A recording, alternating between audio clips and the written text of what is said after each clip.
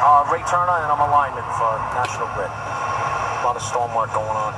Well, we had the storm system come in, so we were busy for 6 days. We had multiple crews come in from out of town, so we had our hands full with the storm restoration. All right, Joe, you go up there, just make sure everything's coming up good, right? Yep. Dave will talk you through it. Yep, I'll be back to come over.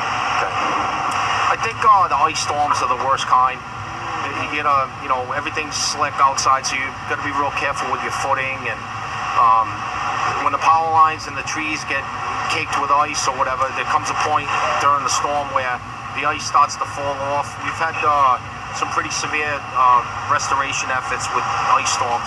But you worry about things falling on you all the time. You worry about slipping and falling. You don't want to fall down. So explain to me what you're doing here. Right here, we're installing a fuse cutout. We're going to upgrade the fuse size, and we're putting some lightning protection on. And that basically is to have the system more reliable. What will it do? If we get a lightning strike in the area, that piece of equipment on that bracket sends that directly to ground. It doesn't flow down our system and hurt any of our equipment. Okay. Is it dangerous? Yeah, it's dangerous. Use all the safety precautions that we have and cover everything up. You see all the rubber cover we have up in the air.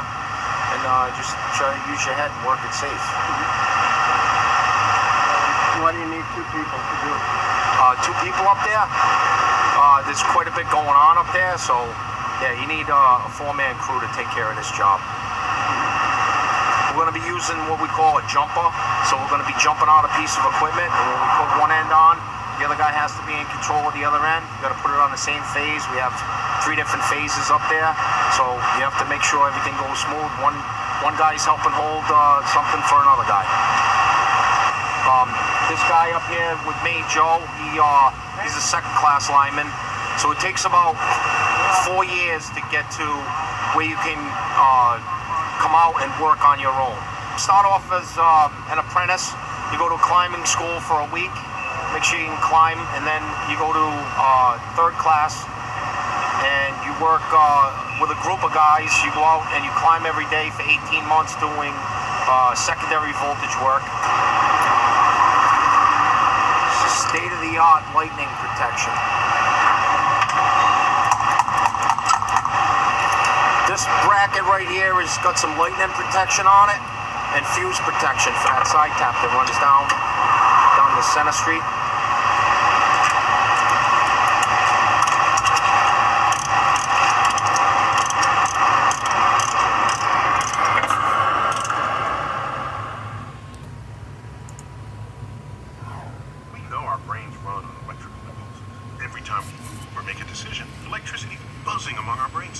So imagine if you could tap into that circuitry like you do with a TV remote. Computers and technology. You really shouldn't be in that.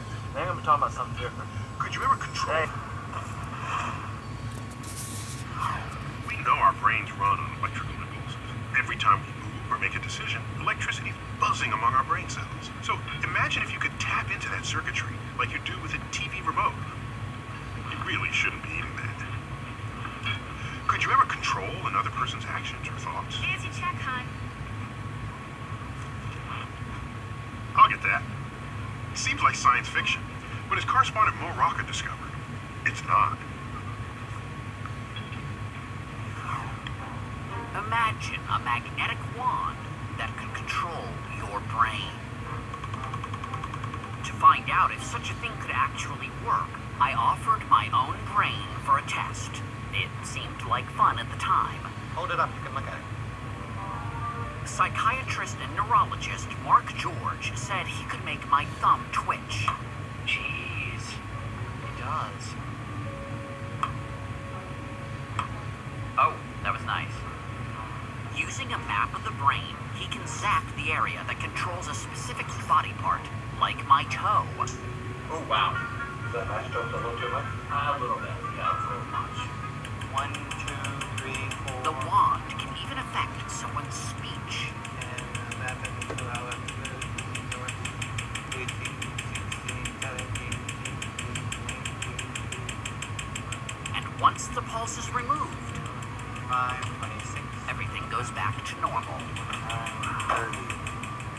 It's sort of a remarkable thing that one can put something over somebody's head and modify the way they behave.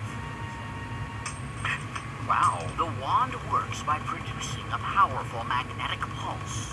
It doesn't look like a lot, but the magnetic field that it generates is about the strength of an MRI machine, of a very strong MRI machine. Since electricity and magnetism are really just two forms of the same thing, a magnet can affect the electrical signals in your brain. Now this is your brain. It's basically an electric web of billions of neurons wired together. When a strong magnetic pulse hits these neurons, it alters their electric current. The process is called transcranial magnetic stimulation, or TMS. Electricity is the currency of the brain. All thoughts, all beliefs, all actions are just electrical impulses. And so, TMS, we're actually able to get in there and influence the currency of the brain focally and non-invasively. The stronger the magnetic pulse, the deeper into the brain it goes. And by adjusting the pattern of the pulse, you can change the way that part of the brain functions. We can turn a part of the brain up or down or temporarily turn it off. It doesn't take a genius to see that it should be a pretty fertile way to begin to understand how the brain works. One mystery George wanted to decipher was how the brain processes pain. For example, when marathon runners are injured during a race, they might not even feel it. What's happening in the brain to mask that pain?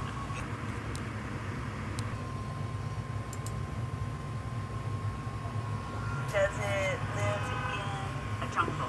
no? Oh Is it really fast? no, Does it live on the Great Plains of Africa? no. Hey,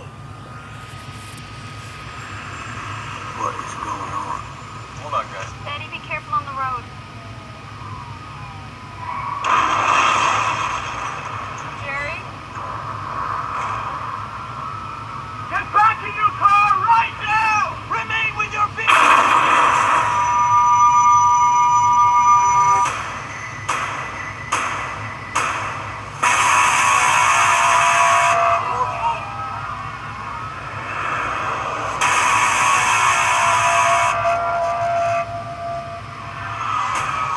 We're getting out of here.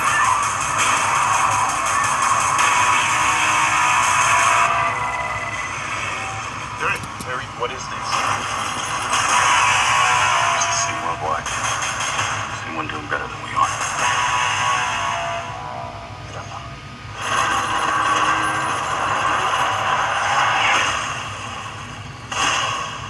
how do we know they're coming? They're coming. Ready?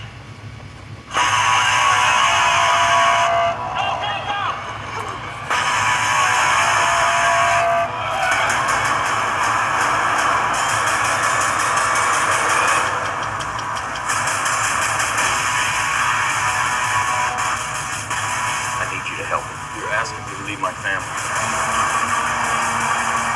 I'm not gonna force you. Don't pretend you're not well suited for the job. Baby, Tell the kids I'm coming back.